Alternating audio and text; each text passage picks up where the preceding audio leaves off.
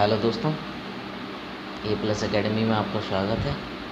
जैसा कि मैंने आपको अपने इंट्रोडक्टरी वीडियो में बोला था कि मैं इतिहास पर, हिस्ट्री पर पहला टॉपिक लेके आऊँगा और उसके बारे में हम चर्चा करेंगे, ब्रीफली डिस्कस करेंगे और बड़ा बारीकता के साथ उसके क्वेश्चनों को भी डिस्कस करेंगे। तो आज हम पहला पार्ट लाए हैं। पहला पार्ट हमारा एंशिएंट हिस्ट्री का, प्राचीन इतिहास का है, जिसमें हम उसको स्टडी करेंगे। उसके बारे में हम काफ़ी चीज़ों के बारे में बात करेंगे। तो इतिहास में बेसिकली अगर हम आपको बोलें इतिहास है क्या, इतिहास है क्या, तो इतिहास को हम सीधे बोलेंगे, एक लाइन में बोलूँ मैं तो जो विगत वर्षों में, विगत मीन्स जो वर्ष निकल जा चुके हैं, उन वर्षों में जो घटनाएं हुई हैं उन्हीं के अध्ययन को हम इतिहास कहते हैं। मतलब इतिहास मीन्स विगत वर्षों में हुई घटनाओं के अध्ययन को इतिहास कहा जाता है। जितनी भी घटनाएं हमारे पीछे बीते हुए सालों में हुई हैं, उन सब जो निश्चित तौर पे हुई हैं, जिनका लिखित ब्यौरा है, जिनका लिखित विवरण है, उनको हम इतिहास कहते हैं। तो इतिहास को पढ़ने की दृष्टि से हम लोग 3 भागों में पढ़ते हैं। ठीक, पहला जो भाग है जो आज हम शुरू करने जा रहे हैं, उसको हम प्राचीन इतिहास कहते हैं। प्राचीन इतिहास बेसिकली देखा जाए तो इतिहास को 3 भागों में, जो हम अभी बेसिक स्टार्ट कर रहे हैं इस वजह से, प्राचीन इतिहास, दूसरा मध्यकालीन, तीसरा आधुनिक इतिहास। प्राचीन इतिहास में हम प्राचीन इतिहास का जो पहला टॉपिक जो हम उठाने जा रहे हैं वो है हमारा सिंधु घाटी की सभ्यता, जिस पे हम आज चर्चा करेंगे। प्राचीन भारतीय इतिहास में हम सिंधु घाटी सभ्यता को पढ़ेंगे। ठीक, ऋग्वैदिक काल को पढ़ेंगे। ऋग्वैदिक के कालों को दोनों पार्ट पढ़ेंगे। ऋग्वैदिक काल, उत्तर वैदिक काल पढ़ेंगे। वैदिक काल, उत्तर वैदिक काल, जो कि लगभग 1500 ईसा पूर्व से लेकर लगभग 600 ईसा पूर्व तक था। उसके बाद हम लोग रिलीजन्स पढ़ेंगे, धर्म पढ़ेंगे, बौद्ध धर्म पढ़ेंगे, जैन धर्म पढ़ेंगे, मौर्य काल पढ़ेंगे। इस तरह से हम प्राचीन भारत को करेंगे। मिडिवल हिस्ट्री में मध्यकालीन भारत में हम लोग मुगल्स पढ़ेंगे, मुगल एम्पायर पढ़ेंगे, दिल्ली सल्तनत पढ़ेंगे। तो ये सब चीज़ें पढ़ेंगे। और आधुनिक भारत में या आधुनिक इतिहास की बात करें तो आधुनिक भारत में जो ब्रिटिश इंडिया 1600 ईस्वी से लेके जो मतलब 1920 तक, 1990 तक, एग्जैक्ट तो नहीं, 1990 तक के इतिहास को हम लोग आधुनिक भारतीय इतिहास के बारे में कहा जाता है। उसको माना गया है कि 1990 और 91 तक के इतिहास को आधुनिक भारत में जोड़ा गया, आधुनिक इतिहास में। ठीक, तो आज हम शुरू करने जा रहे हैं प्राचीन भारतीय इतिहास के, जिसका पहला टॉपिक है सिंधु घाटी की सभ्यता। ठीक है दोस्तों, सिंधु घाटी की सभ्यता, सिंधु जैसा कि आप लोग जानते हैं, सिंधु एक नदी का नाम है। सिंधु एक नदी का नाम है जो हमारे भारत में उत्तर पश्चिम क्षेत्र में बहती है। इसके अफवातंत्र में 5 और नदियाँ जुड़ती हैं, जिनकी बात अभी नहीं करेंगे हम, उसको हम ज्योग्राफी में ऐड करेंगे उसको। तो 5 नदियों के एक तंत्र है पूरा, सिंधु प्रवाह तंत्र काफ़ी विस्तृत है, जिसके बारे में, जिसके आसपास का जो भी नगर थे आज से 2.5-4 साल पहले, जो भी सिंधु घाटी सभ्यता के आसपास के जितने भी क्षेत्रों के बारे में डिस्कस करेंगे, उसी को हम लोग सिंधु घाटी सभ्यता बोलते हैं। बेसिकली नाम जो है सिंधु घाटी, वो सिंधु नदी से ही लिया गया। यानी कि अगर हम सीधे से बोल रहे हैं कि अगर सिंधु नदी के किनारे कुछ लोग बसे थे आज से 5000 साल पहले, और उनके रहन सहन के जीवन को पढ़ना है हम लोगों को सॉरी, तो उसको हम बोलेंगे सिंधु घाटी की सभ्यता, एक सिंपल लैंग्वेज में। दूसरा, अगर कोई भी नदी तंत्र है, उसके आसपास क्यों लोग रहते हैं? क्योंकि वहाँ पे जल है, पानी है, खेती हो सकती है, एग्रीकल्चर अच्छे से हो जाएगा, और भी चीज़ें हैं, पानी बिना कुछ नहीं है, जल है तो जीवन है। तो सिंधु नदी के आसपास के क्षेत्र में कुछ लोग आगे बसे थे।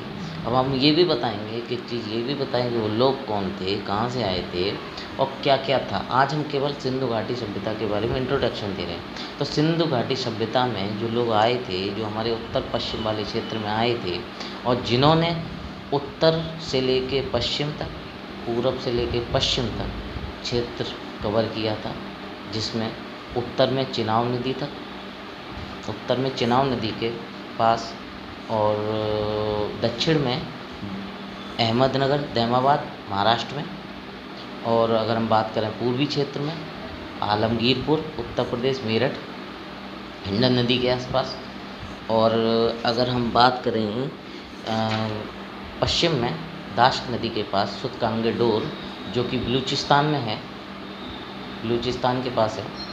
तो ये अगर पूर्व पश्चिम उत्तर दक्षिण के क्षेत्र देखे जाएं तो इतने क्षेत्र में ये लोग विकसित थे। मतलब कि अगर हम बात करें तो पूर्व में उत्तर प्रदेश से लेके, उत्तर प्रदेश का हिंडन नदी आपने सुना होगा, गाजियाबाद के पास है, मेरठ के पास है।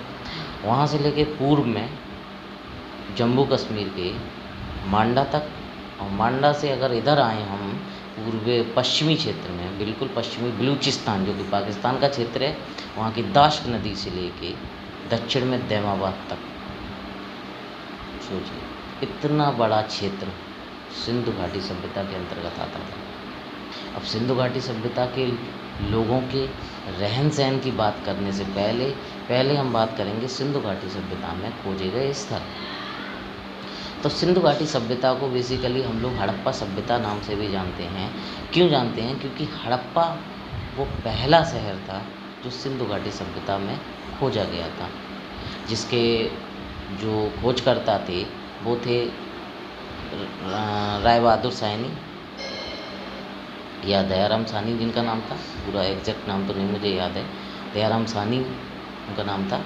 और पहला स्थल था जो कि पाकिस्तान प्रांत में है, हड़प्पा सभ्यता जो खोजा गया था। इस हड़प्पा की वजह से इस सिंधु घाटी सभ्यता को हम लोग हड़प्पा सभ्यता भी कहते हैं। दूसरा जो स्थल था वो था मोहनजोदाड़ो। अब मोहनजोदाड़ो खोजा गया जो कि राखलदास बनर्जी ने खोजा 1922 में, 1922 में, और हड़प्पा जो था 1921 में खोजा गया। ठीक, तो इन हड़प्पा जो था वो रावी नदी के तट पर स्थित है। अभी मैं एक एक टॉपिक पे एक जितने भी स्थल हैं, कम से कम 20 स्थल हैं इसमें, जिनको हम एक एक को स्थलों को डिस्कस करेंगे। तो हड़प्पा, मोहनजोदाड़ो, लोथल, चन्नूदड़ो, कालीबंगा, राखीगढ़ी, रोपड़, बनावली, रंगपुर, मांडा, आलमगीरपुर, ऐसे कई सारे ऐसे स्थल हैं जिनके बारे में हम डिस्कस करेंगे। और जिसमें से जो सबसे महत्वपूर्ण स्थल हैं उनमें से 6 या 7 हैं जिनको हमको बहुत ज़्यादा पढ़ना है, जिनके बारे में क्वेश्चन पूछे जाते हैं मोस्टली। देखो हिस्ट्री में इतना है कि जिसको पढ़ेंगे तो कभी ख़त्म नहीं होगा, लेकिन हमको वो चीज़ पढ़नी है जो हमारी क्वेश्चंस हमारे जिसमें मिल जाएं, सीधी सी बात। और दूसरी चीज़, इतना इम्पॉर्टेंट चीज़ों को कलेक्ट करना है जिससे कि चीज़ें जो आती रही हैं, जो रोटेशन में बनी रहती हैं, वो तो याद होनी ही चाहिए। उसके अलावा जो नहीं पूछी गई हैं उनको हम ज़्यादा हाईलाइट करेंगे, क्योंकि यूपीएससी हो, पीसीएस हो, या समीक्षा अधिकारी हो, या एसएससी हो, या बैंक हो, कोई सा भी एग्ज़ाम हो, सब में जीके जो आती है वो कुछ हटके आ रही है आजकल। ठीक है, हिस्ट्री की बात करें तो हिस्ट्री में कुछ ऐसे क्वेश्चंस आ जाते हैं जो कि कॉमन क्वेश्चन से थोड़ा हटा देते हैं। मैं वो भी बताऊंगा आपको किस टाइप के क्वेश्चन हैं। ठीक, तो हम बात कर रहे हैं सिंधु घाटी सभ्यता के स्थलों की। उसमें से आज हम सिंधु घाटी सभ्यता के स्थलों के बारे में बता रहे हैं। पहला हमने बताया हड़प्पा, जो कि पाकिस्तान प्रांत में स्थित है, हड़प्पा जो कि रावी नदी के तट पर स्थित है। ठीक, उसके बारे में हम चर्चा करेंगे। दूसरा है मोहनजोदाड़ो जो वो भी पंजाब प्रांत, पाकिस्तान प्रांत में स्थित है, पाकिस्तान में स्थित है, और जो कि पाकिस्तान में एक ज़िला है जिसका नाम है लरकाना ज़िला, वहाँ स्थित है। ठीक, उसी तरह हम लोथल बात करेंगे जो कि हमारे पंजाब में स्थित, लोथल गुजरात में स्थित है, गुजरात में, जो कि कच्छ, वो मतलब कि जो समुद्र तट से जुड़ा हुआ है, जो एक बंदरगाह की तरह यूज किया जाता था। तो इन सभी स्थलों को ब्रीफली डिस्कस करेंगे। ठीक, तो कल जो हमारा वीडियो होगा नेक्स्ट, वो इन सिंधु घाटी सभ्यता के जितने भी स्थल हैं कोशिश की जाएगी उन स्थलों को टॉपिक वाइज क्वेश्चन वाइज ख़त्म किया जा सके। ठीक, तो आज का हमारा यही यहाँ तक ही था। आज हमने केवल ये बताया कि हमारा टॉपिक सिंधु घाटी सभ्यता इस तरह शुरू होगा और इन टॉपिक्स को हम एक एक करके स्टार्ट करेंगे। तो अगला जो वीडियो आएगा उसके में हम मोस्टली इनके स्थल पढ़ेंगे, स्थल के बारे में इनके खोजकर्ता पढ़ेंगे, खोजकर्ता के बाद क्या क्या अवशेष मिले वो पढ़ेंगे, किस नदी के किनारे हैं वो पढ़ेंगे और प्रेजेंट में वो लोकेशन कहाँ पे है उसके बारे में भी जानकारी लेंगे सारे स्थलों की। दूसरा, उसके बाद जो थर्ड वीडियो आएगा उसमें हम हड़प्पा सभ्यता के जो लोग थे उन लोगों का सामाजिक जीवन, आर्थिक जीवन, राजनीतिक जीवन, धार्मिक जीवन, इन सब पे विस्तृत चर्चा करेंगे। आपने अगर वीडियो हमारा ध्यान से सुना भी होगा तो मैं गारंटी लेता हूँ आपको एक एक चीज़ याद हो जाएगी। याद करने में कुछ भी नहीं है, बस उसको एक कहानी के तौर पे सुनते जाइए बड़ा ध्यान से, कुछ भी नहीं। और जो भी पॉइंट लिखने वाले होंगे वो मैं नेक्स्ट पॉइंट से, नेक्स्ट वीडियो से वो मैं पॉइंट भी बताऊँगा। जो भी पॉइंट होंगे वो मैं इम्पोर्टेंट बताऊंगा और उनको मैं पीडीएफ के तौर पे उपलब्ध कराऊंगा आपको। इसलिए अगला नेक्स्ट वीडियो मेरा नेक्स्ट डे आएगा संडे में। तो इस तब तक के लिए आप जुड़े रहिए A+ एकेडमी के साथ। लाइक कीजिए, सब्सक्राइब कीजिए, शेयर कीजिए और ज़्यादा से ज़्यादा लोगों के पास इसको पहुंचाइए, जिससे उनको भी, जो भी आपके दोस्त हैं, कलीग्स हैं, उनको भी जीएस से रिलेटेड समस्याएं जो भी हों उन समस्याओं का समाधान आ सके। Thank you very much.